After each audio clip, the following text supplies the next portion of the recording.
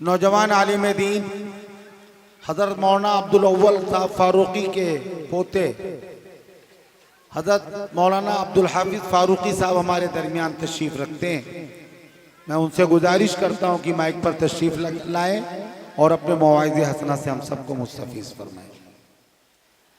अल्हम्दुलिल्लाहि रब्बिल आलमीन वस्सलातु वस्सलामु अला रसूलिहिन नबिय्यिल करीम मुहम्मदिन व आलिहि व सहबिहि अजमईन व मन तबिअहुम बि इहसानिन इला यौमिद्दीन। अम्मा बअद। क़ाल अल्लाहु तआला फ़िल क़ुरआनिल मजीद वल फ़ुरक़ानिल हमीद। अऊज़ु बिल्लाहि मिनश शैतानिर रजीम। बिस्मिल्लाहिर रहमानिर रहीम। इक़रा बिस्मि रब्बिकल्लज़ी खलक़ खलक़ल इंसान मिन अलक़। इक़रा व रब्बुकल अकरम अल्लज़ी अल्लम बिल क़लम अल्लमल इंसान मा लम यअलम। सदक़ल्लाहुल अज़ीम। क़ाल रसूलुल्लाहि सल्लल्लाहु अलैहि वसल्लम तलबुल इल्मि फ़रीज़तुन अला कुल्लि मुस्लिमिन औ कमा क़ाल अलैहि स्सलातु वस्सलाम। गिरामी क़द्र सदर मुहतरम, स्टेज पर मौजूद मुअज़्ज़ज़ उलमाए किराम, मेहमानान इज़ाम, मुअज़्ज़ज़ सामईन जलसा और हमारी पर्दा नशी माएँ और बहनें, आज का ये अज़ीमुश्शान इजलास जिसको मुस्लिम यूथ ब्रदर्स की जानिब से मुनाकिद किया जा रहा है, जो कि मुस्लिम यूथ ब्रदर्स का 12वां अज़ीमुश्शान इजलास भी है। और इस इजलास को मुनाकिद करने के पीछे का मकसद बच्चों और बच्चियों को तालीम से जोड़ना, उनके अंदर तालीमी बेदारी पैदा करना है। काबिल मुबारकबाद हैं वो तमाम हजरात और ख़ास तौर पर मुस्लिम यूथ ब्रदर्स के तमाम अराकीन, तमाम जिम्मेदारान, जिनकी रातों दिन की बेइंतहा मेहनतों और काविशों से आज का ये इजलास मुनाकिद हो रहा है।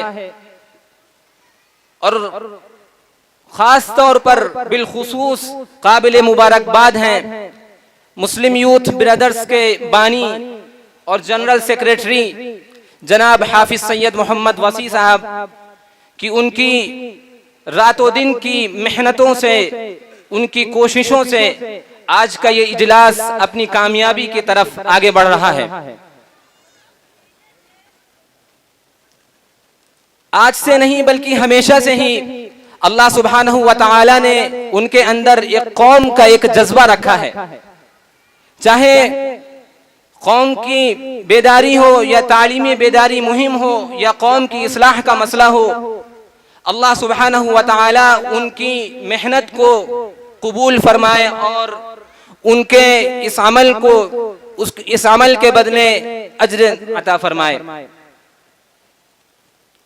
जैसा कि मालूम चला कि आज एक दीनी इदारे का भी आज इफ्तिताह हुआ, ये भी काबिल मुबारकबाद है, क्योंकि ये दीनी इदारे, ये मदारिस, ये मकातिब, ये तालीम गाहें जो जगह जगह कायम हैं और हो रही हैं, उसके पीछे का मकसद, उसको मुनाकिद करने का मकसद बच्चों और बच्चियों को इस्लाम से जोड़ना, कुरान करीम की तालीम से जोड़ना, कुरान करीम की अज़मत उनके दिल में बिठालना, कुरान करीम के असबाब को उनके दिलों में बिठालना और उनको एक अच्छा इंसान और समाजी इंसान बनाना है।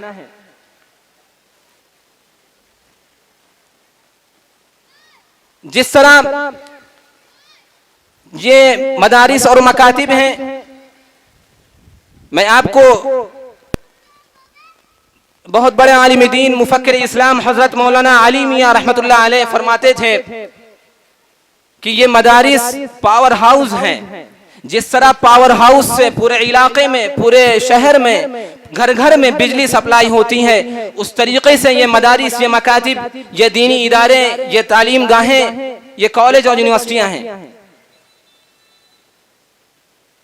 जिसके जरिए से पूरे मोहल्ले में, पूरे शहर में, घर घर तक की इस्लाम का पैगाम पहुंचता है। अगर ये मदारिस, ये मकातिब, ये दीनी इदारे न रहें तो हमारा ईमान खतरे में पड़ जाएगा, हमारी आने वाली नस्लों का ईमान खतरे में पड़ जाएगा और वो गुमराह हो जाएंगी। इसकी मिसाल बिल्कुल इसी तरीके से है कि ये लाइट जिसकी वजह से ये माइक काम कर रहा है, जिसकी वजह से ये रोशनी है, जिसकी वजह से पूरे शहर में चहल पहल है, जिसकी वजह से हम एक दूसरे को देख रहे हैं, अगर थोड़ी सी देर के लिए लाइट चली जाती है तो आदमी परेशान हो जाता है, आदमी बेहाल हो जाता है। उसी तरीके से ये मदारिस, ये मकातिब, ये दीनी इदारे और ये दीनी दरसगाहें हैं कि अगर ये न रहे तो आने वाली नस्लों में अल्लाह और उसके रसूल का नाम लेने वाला नहीं रहेगा। आने वाली नस्लों में अल्लाह और उसके रसूल का नाम लेने वाला नहीं रहेगा। उनको कलमा तय्यबा तक की मालूम नहीं होगा, उनको छोटे और बड़ों का अदब मालूम नहीं होगा, उनको समाज में किस तरीके से रहना है उसका तरीका मालूम नहीं होगा। और ऐसे इंसानों में जो तालीम से दूर हैं और जानवरों में कोई फर्क नहीं रहेगा। ये तालीम है जो हम सबको, जो एक इंसान को दूसरे, जो जानवरों से अलग करती है। इस तरीके से,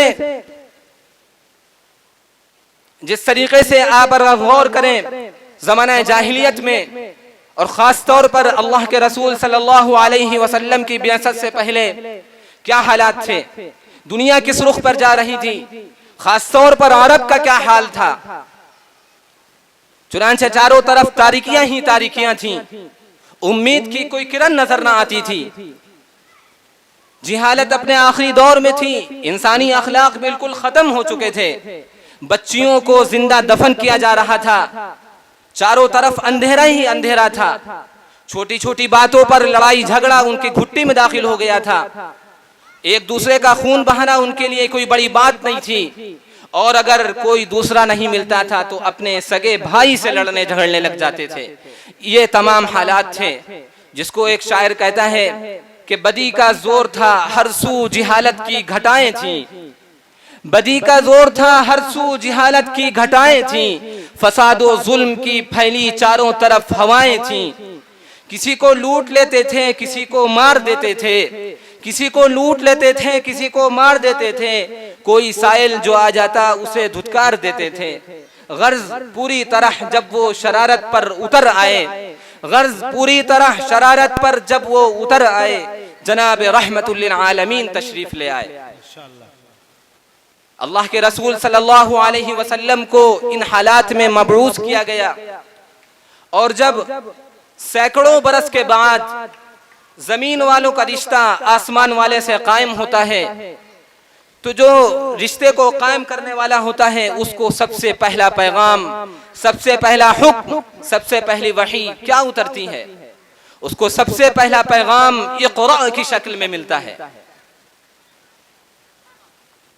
आप सल्लल्लाहु अलैहि वसल्लम गार हिरा में तशरीफ फरमा हैं, एक फरिश्ता आता है और कहता है इक़रा, पढ़िए।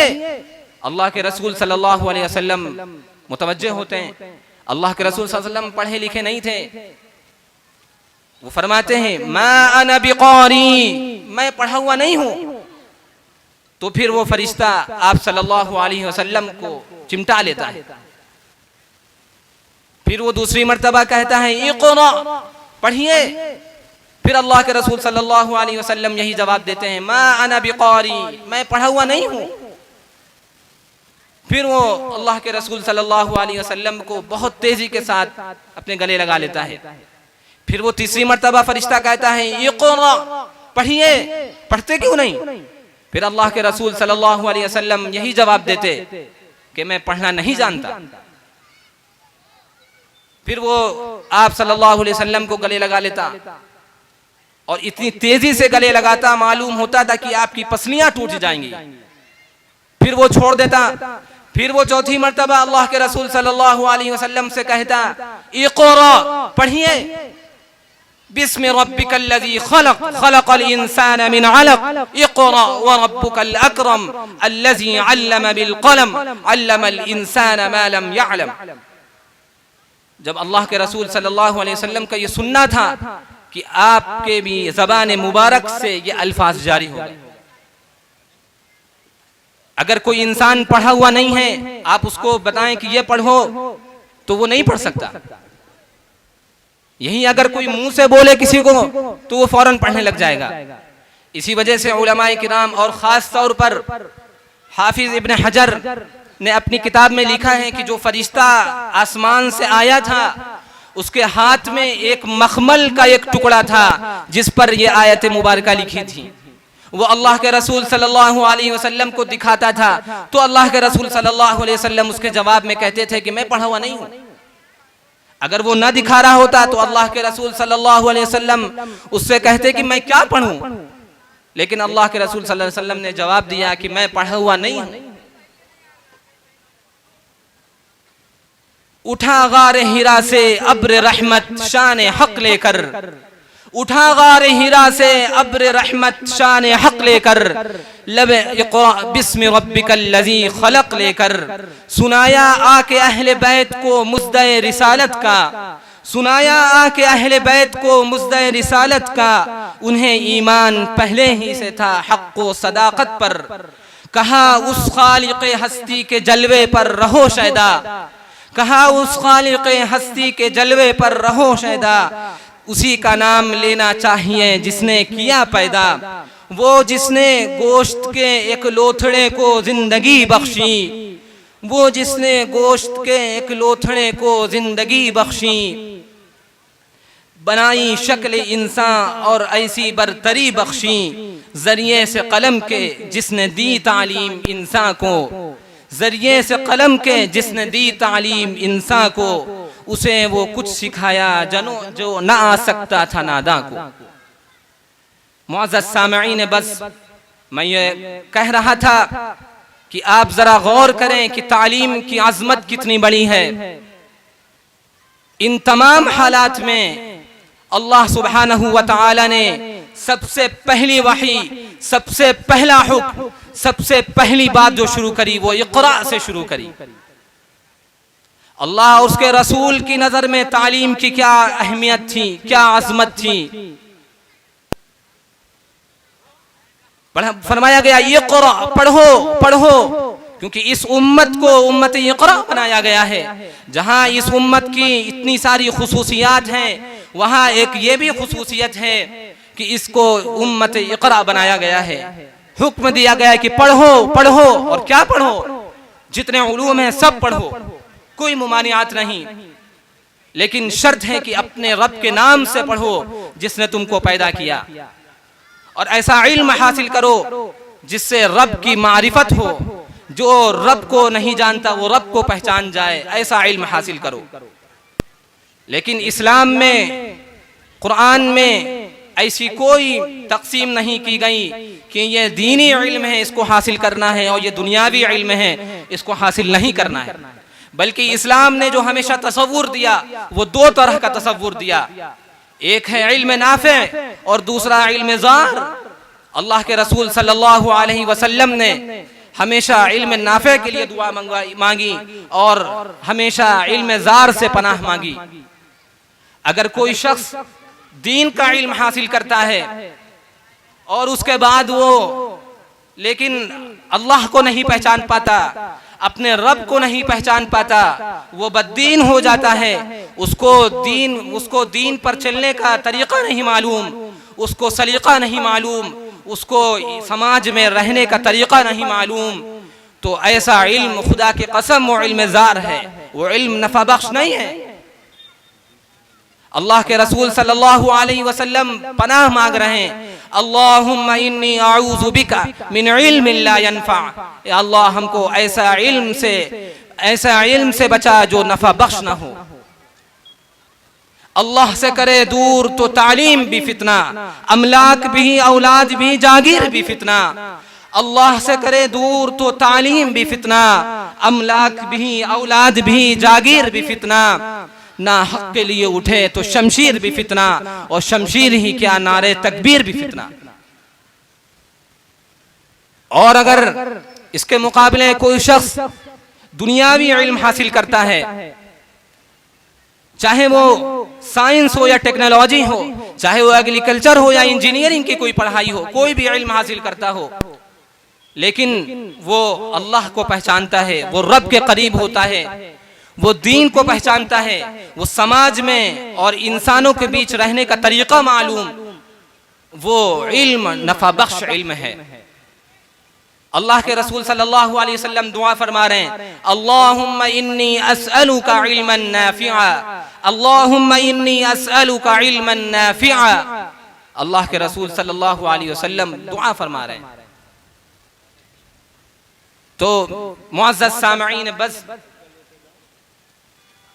पहली वही के जरिए हमको ये पैगाम मिला है तालीमी बेदारी कि तालीमी बेदारी को आम करो, तालीमी मुहिम को ज्यादा चलाओ, घर घर तक की, फर्द फर्द तक की, मोहल्ले मोहल्ले तक की तालीम की आवाज पहुंचाओ, वही की आवाज पहुंचाओ, कुरान की आवाज पहुंचाओ, हर शहर शहर तक की पहुंचाओ। और तालीम में कोई तफरीक ना हो, चाहे गरीब हो या अमीर, शहरी हो या देहाती, बंजर में रहने वाला हो या शहर में रहने वाला, हर इंसान तक की तालीम पहुंचाओ। और जब ये होगा तो इसका नतीजा ये निकलेगा कि मुआशरे से खुद ब खुद बुराइयां दूर होती चली जाएंगी और मुआशरा सुधरता चला जाएगा और मुआशरे में अच्छे लोग पैदा होते चले जाएंगे।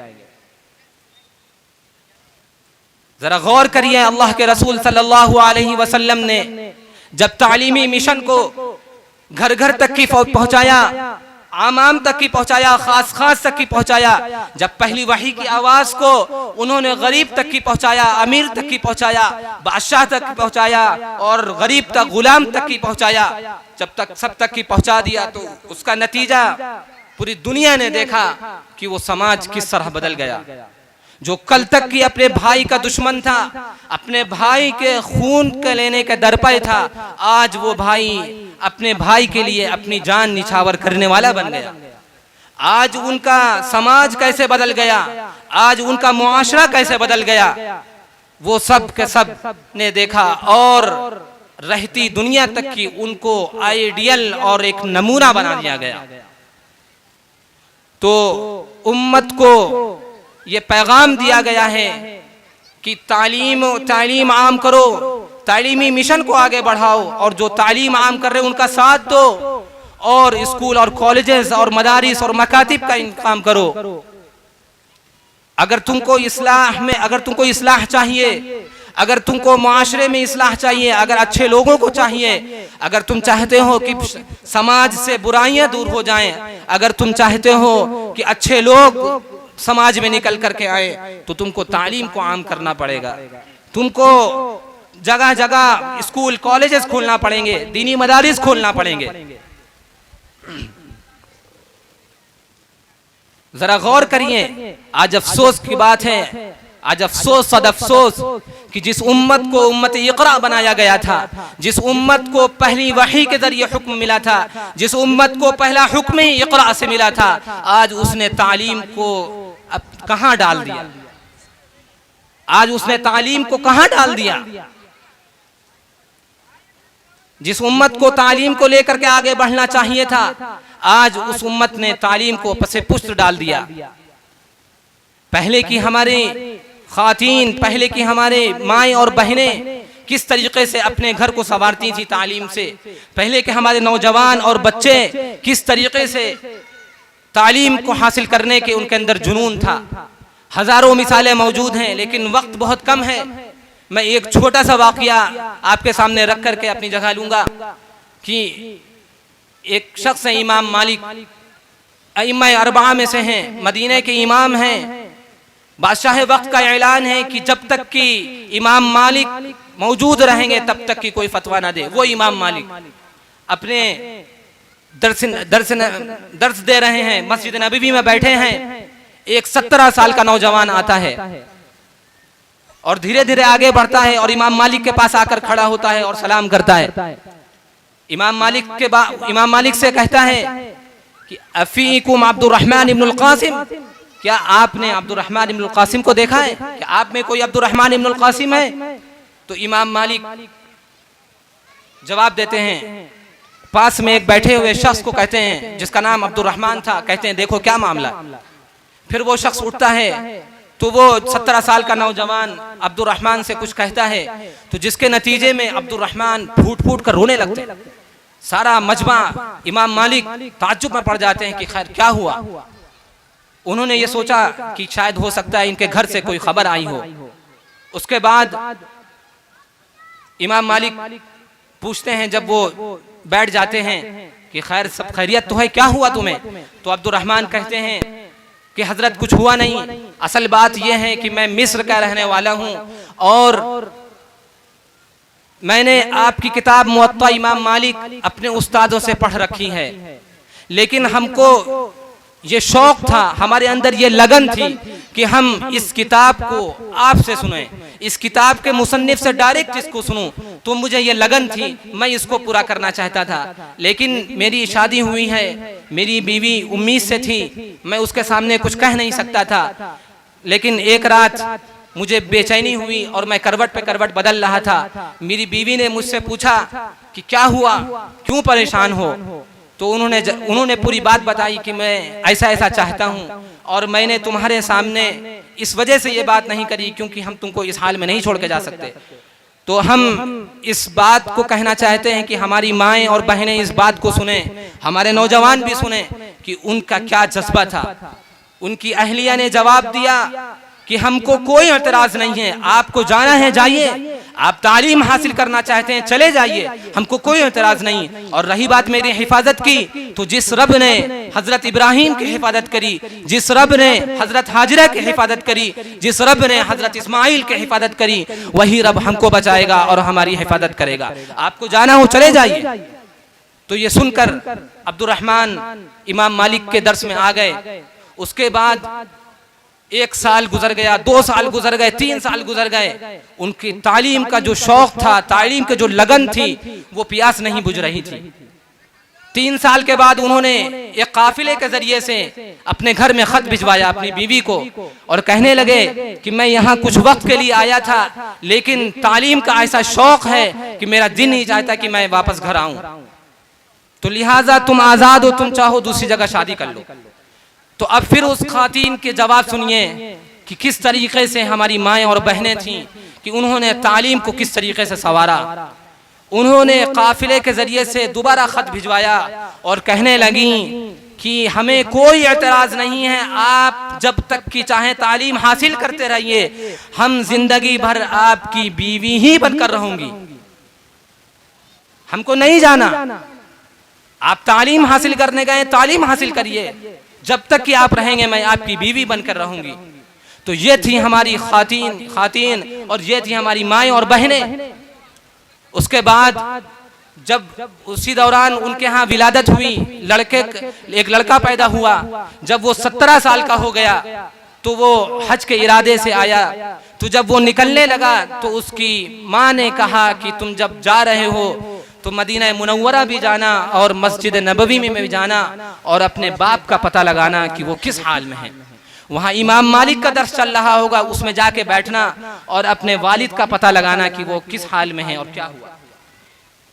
तो लड़के ने अपने वालिद को तो कभी देखा नहीं था और वालिद ने भी अपने कभी लड़के को देखा नहीं था। जब वो लड़का उस महफिल में आया तो उसने आकर के अब्दुर्रहमान से यानी कि अपने वालिद से कहा कि मैं आपका लड़का हूं और मेरी वालिदा ने यहाँ आपके पास भेजा है और हमें यह पैगाम दे करके भेजा है कि जा करके अपने वालिद का पता लगाना कि वो किस हाल में है। तो ये सुनना था कि अब्दुर्रहमान के आंखों में आंसू आ गए और वो अपने आप को कंट्रोल नहीं कर पाए, वो बेबस हो गए।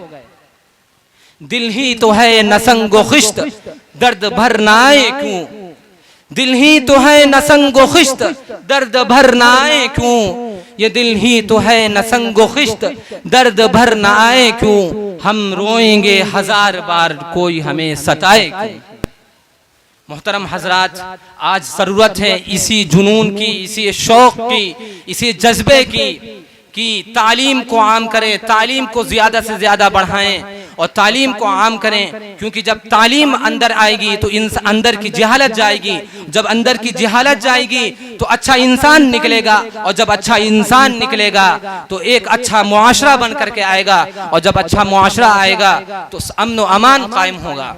और जब तालीम से दूरी होगी तो इंसानों में और जानवरों में कोई फर्क नहीं होगा। याकुलूना कमा ताकुलुल अनआम वन्नारु मस्वल लहुम, और खैर और शर में कोई फर्क नहीं करने वाला होगा, और अच्छाई में और बुराई में कोई फर्क करने वाला नहीं होगा। तो लिहाजा आज ज़रूरत है कि ज़्यादा से ज़्यादा तालीम को आम करें और इस महफिल से ये पैगाम लेकर के जाएं कि हमको उन लोगों का साथ भी देना है जो तालीम को आगे बढ़ा रहे हैं, और उनका साथ भी देना है। अल्लाह सुब्हानहू व तआला कहने सुनने से ज़्यादा अमल की तौफीक अता फरमाए। व आखिरु दावाना अनिल हम्दुलिल्लाहि रब्बिल आलमीन।